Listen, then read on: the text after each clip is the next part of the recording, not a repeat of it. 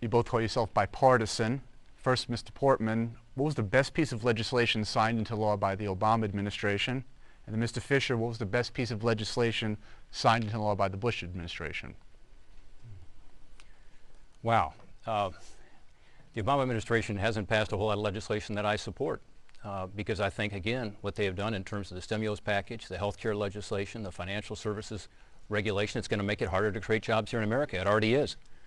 So if you look at the administration and the approach that they've taken, they've basically said, we're going to go to the Democrats in Congress, have them decide what the right thing is to do, and not get in the way. That's not what President Obama campaigned on, by the way. I thought his campaign message was very compelling.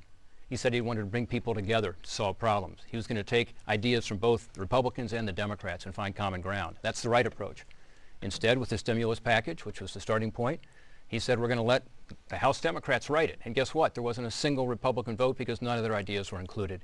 And it was a big government approach that expanded the size and scope of the federal government more than it focused on private sector jobs, including in a lot of wish list items of Democrat spending that couldn't pass under the regular process, so it was brought in under the emergency spending provisions. Same thing on health care.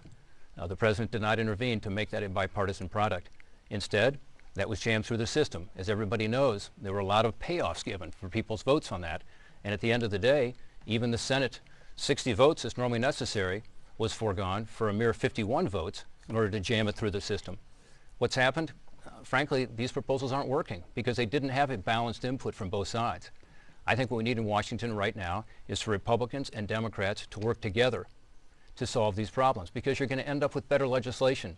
You're going to end up with something that does focus on job growth rather than making it more difficult to create a job. If you look at what's happened in Ohio, after the stimulus package was signed into law, we lost almost 150,000 jobs. We lost jobs again last month. This is not working for us. If it had focused instead on providing tax relief to small businesses and providing more money for infrastructure, for roads and bridges, that creates private sector jobs that then helps on economic development, it would have made a big difference. And if it had been a balanced product and a balanced process, that would have happened. Mr. Fisher, your response? What you just heard was the typical Washington answer. Somebody who says he's bipartisan, but in an entire 2 minutes couldn't find one thing that he could agree with. Doesn't sound too bipartisan to me. Sounds like a rubber stamp party line guy who's going to go there and oppose everything the Democrats do. Well, I'll answer your question.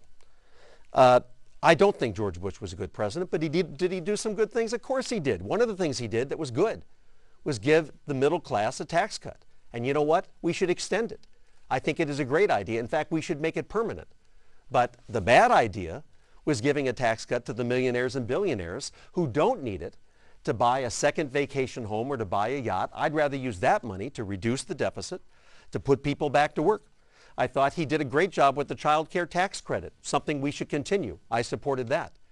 But since Congressman Portman is having such a tough time finding good things in President Obama, let me remind him that in that Recovery Act, the largest income tax we've had cut in a long time for 95% of Americans. He doesn't like the fact we saved the jobs of teachers and police and firefighters. I do.